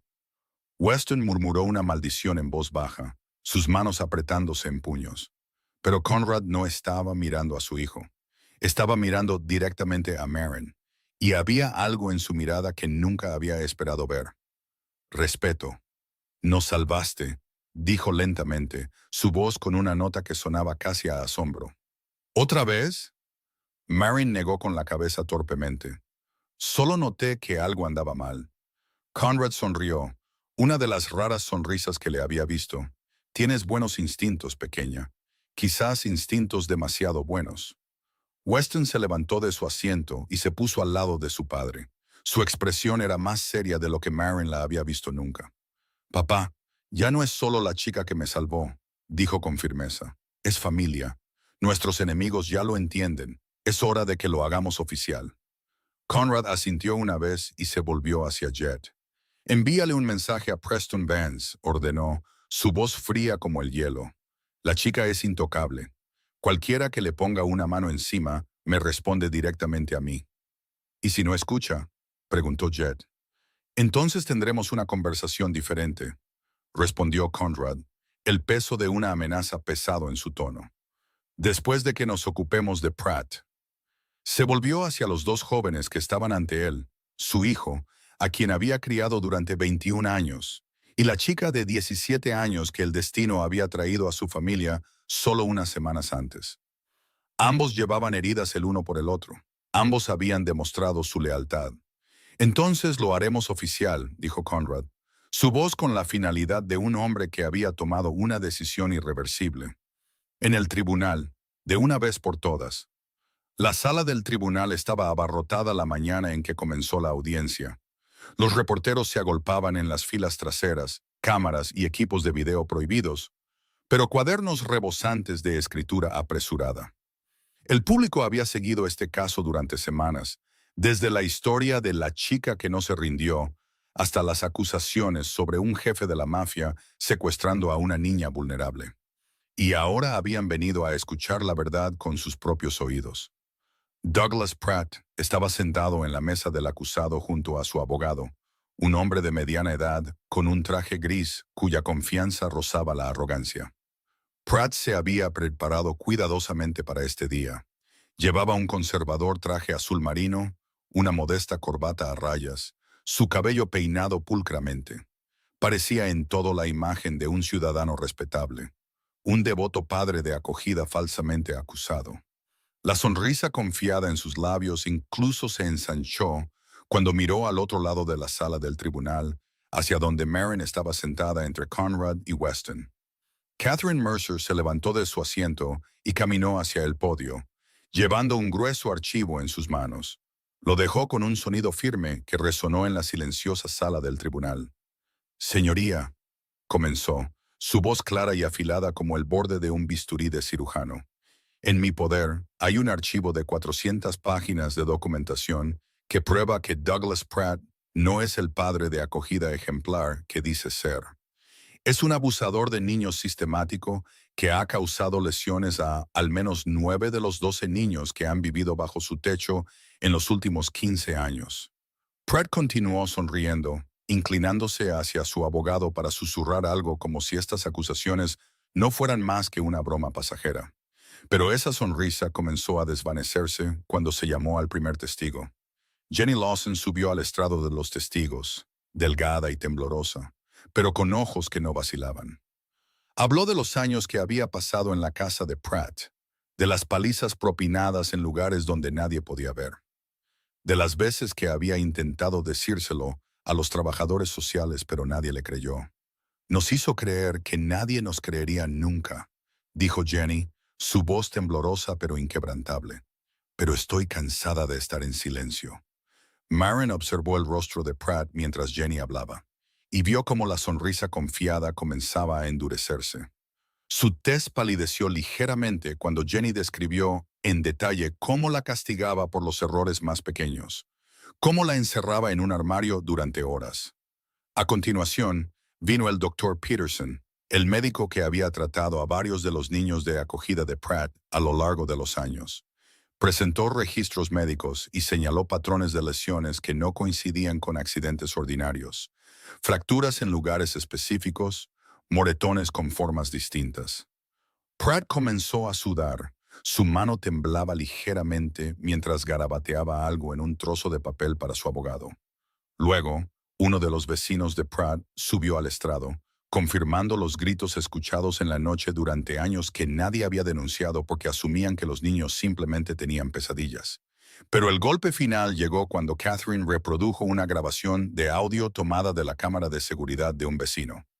El sonido llenó la silenciosa sala del tribunal. Los gritos de un niño, el sonido de golpes, la voz de Pratt gritando amenazas que nadie en esa sala podía confundir. Cuando terminó la grabación, el rostro de Pratt se había vuelto blanco como el papel. El sudor corría por su frente, y la mano que sostenía su bolígrafo ahora temblaba como una hoja atrapada en una tormenta. Catherine se acercó a él, sus ojos fríos como el hielo. «Señor Pratt», dijo, su voz resonando en la sala, ¿puede explicar por qué 9 de los 12 niños bajo su cuidado fueron hospitalizados por accidentes? Pratt se lamió los labios, sus ojos moviéndose como un animal atrapado. «Son niños torpes», tartamudeó. «Los accidentes ocurren». Catherine inclinó la cabeza ligeramente, su expresión impasible. «¿Accidentes o un patrón, señor Pratt?» Y fue entonces cuando Pratt se derrumbó. Se puso de pie de un salto, su rostro enrojecido, las venas abultadas en su cuello. «Esa chica es una mentirosa», gritó, señalando con un dedo tembloroso a Maren. «Siempre causa problemas. Solo intentaba ayudarla. Soy un buen padre». El juez Holt golpeó el mazo, el sonido resonando en la sala como un trueno. «Señor Pratt, siéntese inmediatamente». Pero Pratt no escuchó. Continuó gritando, la máscara del ciudadano respetable completamente destrozada, revelando al monstruo que había debajo. Su abogado intentó hacerlo sentar de nuevo, pero fue inútil. El juez Holt golpeó el mazo de nuevo y señaló a los oficiales del tribunal. Basado en las pruebas presentadas y el comportamiento del acusado, el tribunal ordena el arresto inmediato de Douglas Pratt por cargos de abuso infantil, confinamiento ilegal y engaño al tribunal. 2 oficiales se adelantaron y esposaron a Pratt, mientras él continuaba gritando, todavía señalando a Maren, todavía insistiendo en su inocencia. Mientras lo arrastraban por el pasillo entre las filas de bancos, Maren se puso de pie. No tenía la intención de hacerlo, pero sus piernas la llevaron erguida sin pensarlo. Pratt se detuvo por un momento, y sus ojos se encontraron con los de ella, y en ese instante, cada onza de miedo que había sentido hacia él simplemente se desvaneció. Miró directamente a los ojos del hombre que había convertido su infancia en una pesadilla viviente, y no tembló. No sintió miedo.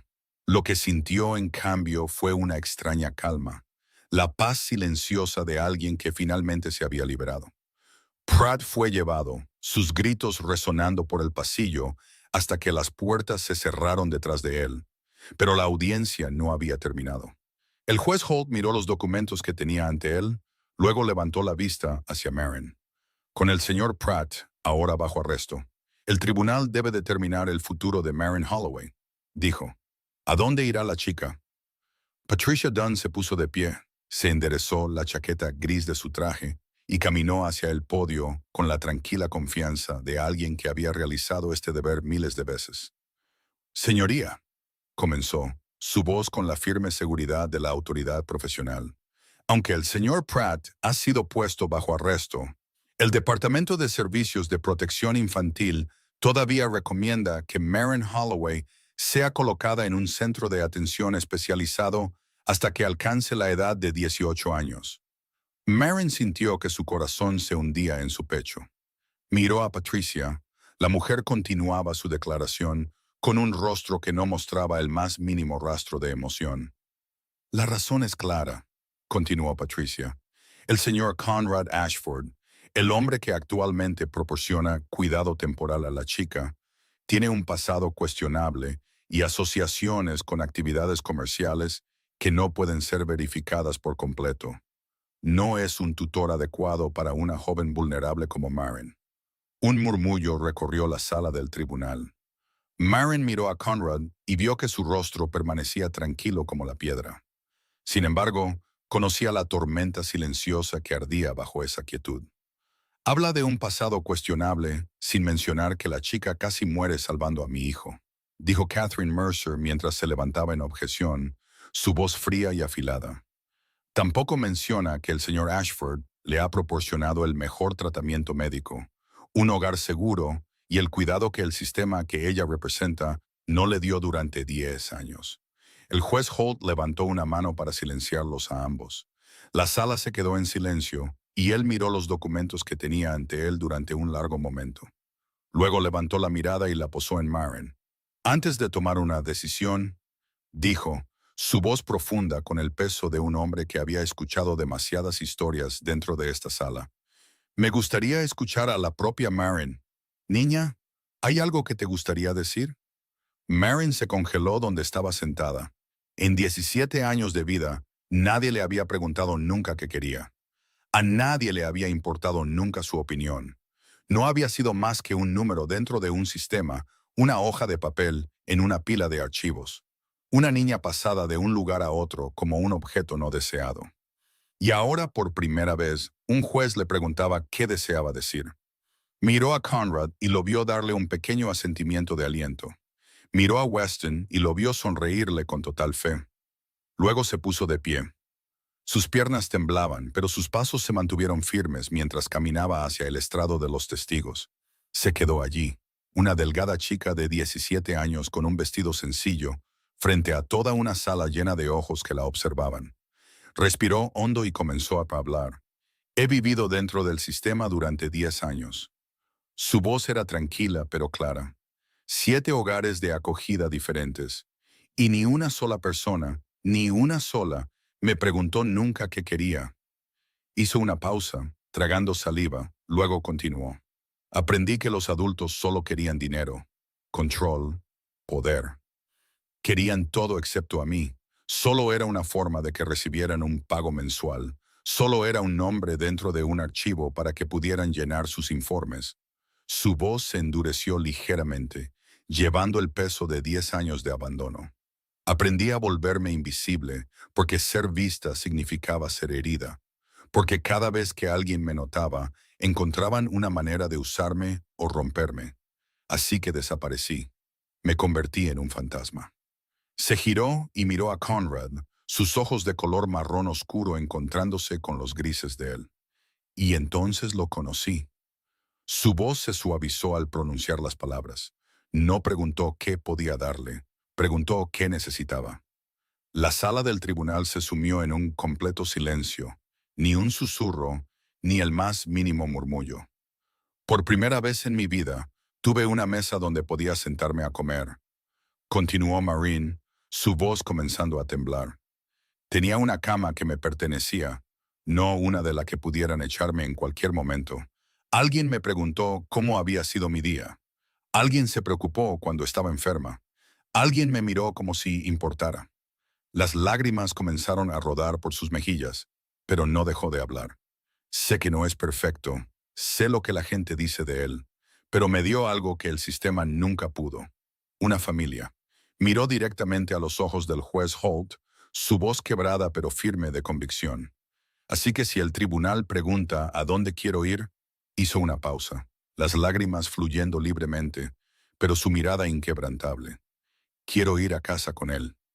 La sala del tribunal se sumió en un silencio absoluto. Incluso Patricia Dunn, que había preparado docenas de argumentos para contrarrestar este momento, no pudo hablar.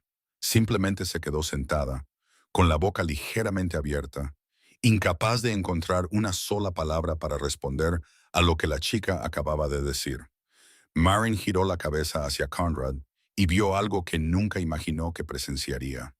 Sus ojos grises, fríos como el acero y temidos en todo el hampa, estaban rojos de emoción. No cayeron lágrimas, pero estaban allí, brillando bajo las luces de la sala.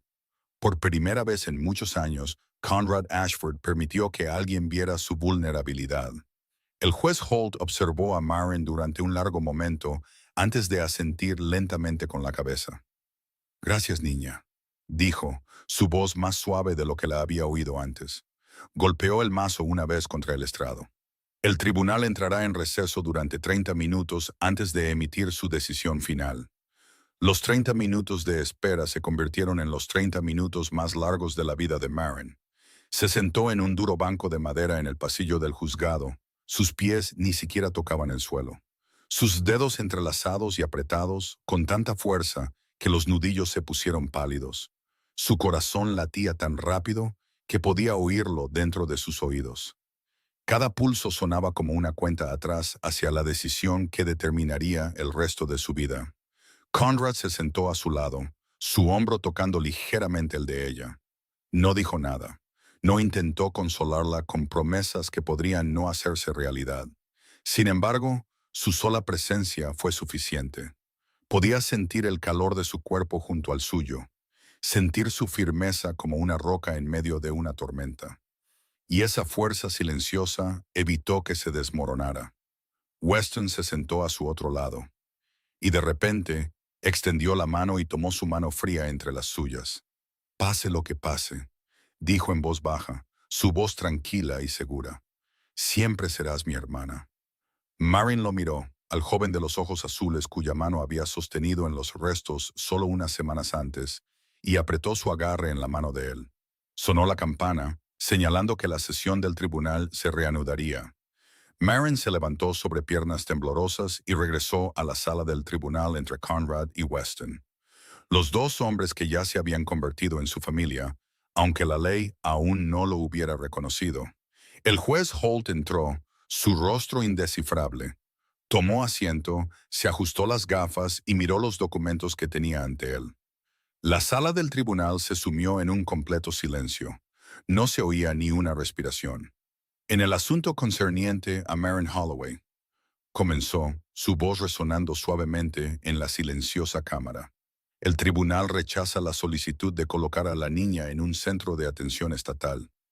Marin escuchó un silencioso suspiro de alivio en algún lugar detrás de ella, quizás de Weston. Sintió que un pequeño peso se levantaba de su pecho, pero solo ligeramente. Sabía que aún quedaba más por venir. Sin embargo, continuó el juez Holt, y esa única palabra apretó el corazón de Marin una vez más. El tribunal no puede otorgar la tutela completa al señor Ashford en este momento. Se sintió como si alguien hubiera golpeado a Marin en el estómago. Agarró la mano de Conrad con tanta fuerza que pudo sentir el hueso bajo su piel. No, no podía terminar así.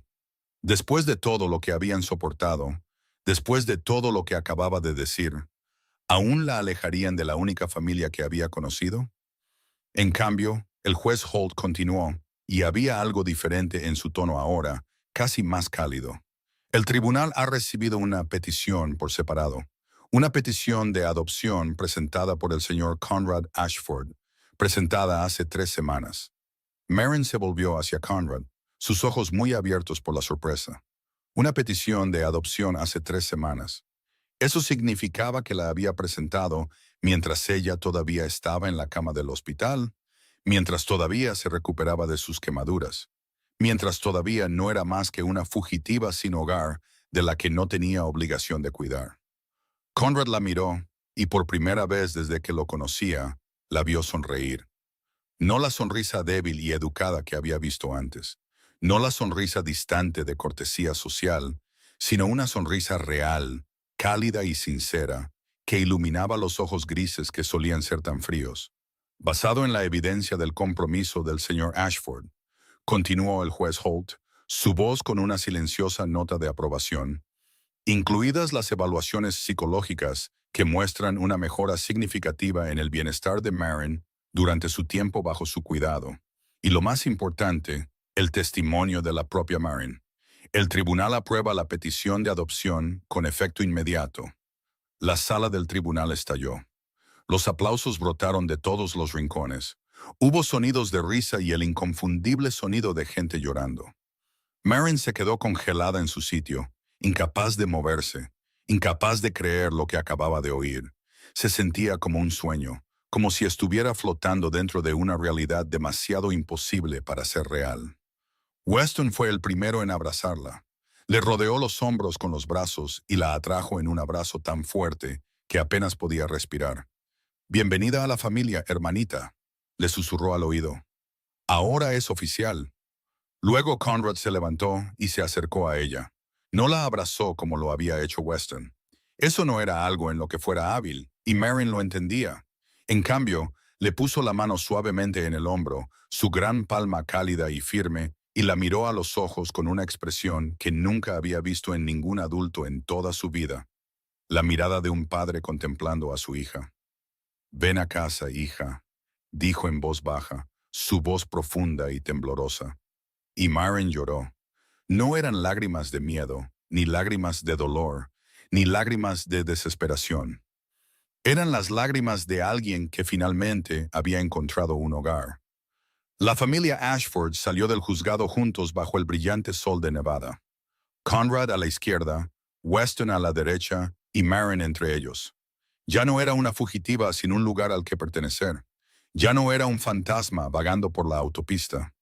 Era Maren Ashford, y se iba a casa. 3 años después, la autopista de Nevada todavía ardía bajo el feroz sol de verano. El mismo tramo de la Interestatal 15, el mismo interminable desierto de Mojave, extendiéndose hacia el horizonte. Las mismas olas de calor que se elevaban del asfalto como un fuego invisible.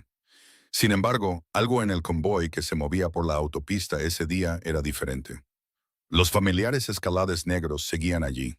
El lujoso Mercedes Maybach todavía se deslizaba silenciosamente entre ellos, pero liderando el convoy ahora había un Porsche Cayenne rojo cereza, brillando intensamente entre los vehículos negros como una llama en la noche. Al volante de ese Porsche se sentaba Maren Ashford, de 20 años. Ya no era la chica delgada con una sudadera gris rota que una vez estuvo temblando en esta carretera 3 años antes. Su cabello castaño ahora brillaba con salud y había sido cuidadosamente recortado. Sus ojos oscuros ya no llevaban la tensión cansada de un animal salvaje. En cambio, brillaban con la tranquila confianza de una joven que sabía exactamente quién era y a dónde pertenecía. Las cicatrices en su espalda permanecían, recordatorios permanentes del fuego que una vez casi la consumió.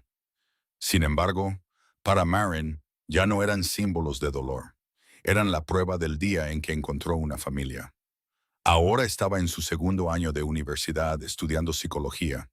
Quería ayudar a niños como ella, los olvidados, abandonados por el sistema, los fantasmas invisibles que a nadie le importaba lo suficiente como para ver. Weston estaba sentado en el asiento del pasajero a su lado. Ahora era el director ejecutivo de la empresa familiar, el lado legal del imperio Ashford. Se reía de algo, bromeando con Maren como siempre lo hacía, llamándola hermanita, y bromeando con que conducía más rápido que su padre. Detrás de ellos, dentro del Maybach negro, Conrad Ashford estaba sentado en silencio, observando el Porsche rojo que iba delante. Jed estaba sentado a su lado. Ninguno de los dos hablaba, pero sus ojos seguían a la joven que conducía como si fuera el tesoro más preciado que la familia poseía, porque en verdad lo era. ¿Has oído algo de Preston Vance últimamente?, preguntó Weston casualmente, como si comentara el tiempo. Oigo que ha estado muy callado estos días. Maren sonrió ligeramente, sus ojos aún fijos en la carretera. Papá le envió un mensaje que no pudo ignorar. Weston soltó una risa suave. La familia Ashford nunca olvida, y nunca perdonamos. Aprendió esa lección por las malas. ¿Qué le pasó?, preguntó Maren, aunque ya sospechaba la respuesta. Weston se encogió de hombros, su expresión con una extraña mezcla de orgullo y peligro. Digamos que papá dejó muy claro que tocar a su familia traería consecuencias. Vance decidió que la paz era más rentable que la guerra, al menos por ahora. Maren asintió y no hizo más preguntas.